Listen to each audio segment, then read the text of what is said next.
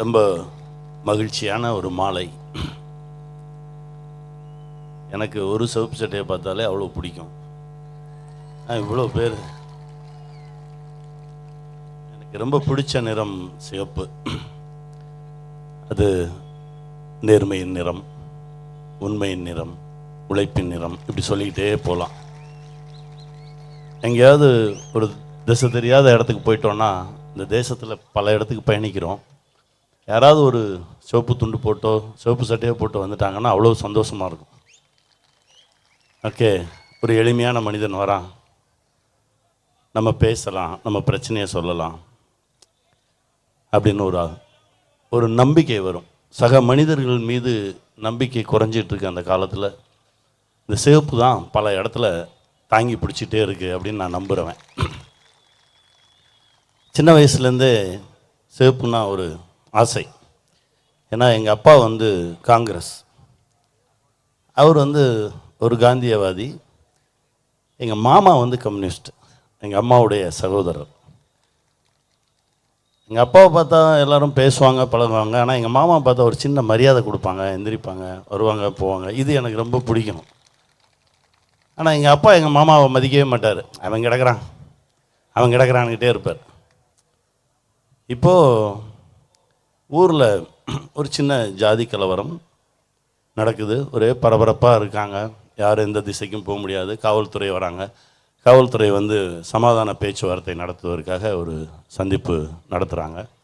அதில் எல்லாரும் உட்கார்ந்துருக்காங்க. இப்போது சேத்தூர் பேரூராட்சி தலைவர் எஸ்பி செல்லப்பிள்ளை ஐயா, இப்பவும் 98 வயசு ஆகுது.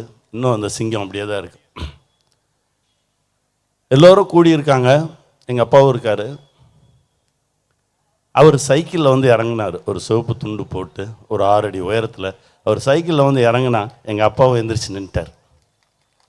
அண்ணே வாங்கண்ணே அப்படின்னாரு. அப்போ இன்னும் கூடுதல் அன்பாச்சு.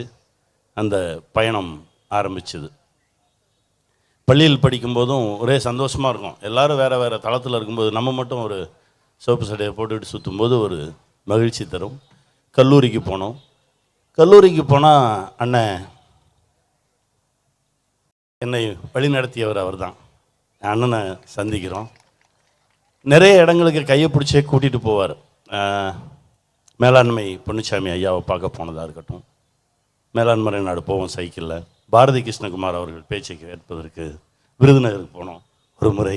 அப்புறம் இந்த ஐயா எஸ்ஏபி ஐயா அவங்கள பார்க்குறதுக்கு போனோம். ஒவ்வொரு முறையும் ஒவ்வொரு ஆளுமைகளை சந்திக்கும் போதும் அது ரொம்ப அன்போடு. இப்போ கூட நான் ஒரு புத்தகம் கொடுத்தேன், படிச்சியா அப்படின்னாங்க.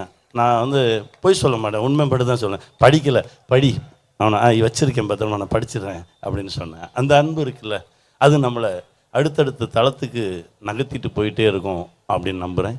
கல்லூரி முடித்தாச்சு, சென்னை போயாச்சு. சென்னை போய் இறங்கினாலும் அங்கேயும் இந்த மாதிரி தோழர்களை சந்திக்கிறேன். இந்த உட்காந்துருக்காங்க ரோகிணிமா. எப்போ பார்த்தாலும் ஏதாவது ஒரு பஞ்சாயத்தை கையில் எடுத்து வச்சுக்கிட்டு, இதுக்கு ஏதாவது ஒரு தீர்வு சொல்லணும் கனி, இதுக்கு ஏதாவது ஒரு தீர்வு சொல்லணும் கனின்னே போயிட்டு இருப்பாங்க. இப்போவும் கையில் ஒரு வாச்சாத்தி எடுத்து வச்சுருக்காங்க. அந்த மாதிரி ஒரு ஆளுமை. அந்த பயணம் போயிட்டே இருக்குது. எஸ்எஃப்ஐயில் மாநில மாநாடு கூட்டு போகிறாரு அண்ணன் சென்னைக்கு. அங்கே தலைமை தாங்கியவர் மேற்கு வங்காள முதலமைச்சர் ஜோதிபாசு அவர்கள். எல்லோரும் டீ வாங்குறதுக்காக வரிசையில் நிற்கிறோம். எனக்கு முன்னாடி அவர் நிற்கிறாரு. எனக்கு இன்னும் பெரிய ஆச்சரியமும் அதிர்ச்சியுமாக இருந்தது. சிஎம், ஆமாம் சிஎம், வெஸ்ட் பெங்கால் சிஎம், ஆமாம் சிஎம். அப்போ அவரை பார்க்குறேன், அவரோட பேசுகிறேன். ரொம்ப எளிமையாக எல்லாரோடையும் உட்காந்து பேசியிருந்தாங்க. அது இன்னும் ஒரு பெரிய ஆழத்தை உண்டாக்குச்சு.